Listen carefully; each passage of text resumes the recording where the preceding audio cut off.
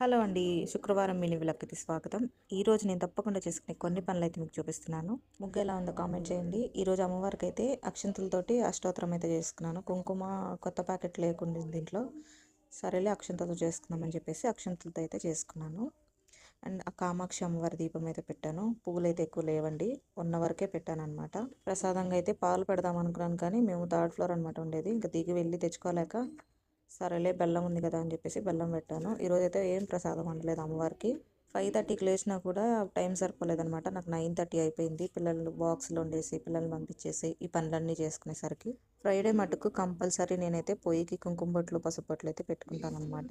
And అలాగే రోలుకి కూడా రోలు గౌరీమాత కదా, నిత్య పూజ స్టార్ట్ చేసింది కార్తీక మాసంలో అనమాట. మిగతా రోజుల్లో నార్మల్గా చేసుకొని ఫ్రైడే అండ్ సాటర్డే మాత్రం కొంచెం ఇలా చేసుకుంటాను. వీడియో కనుక నచ్చినట్లయితే like, share and subscribe. Thank you for watching.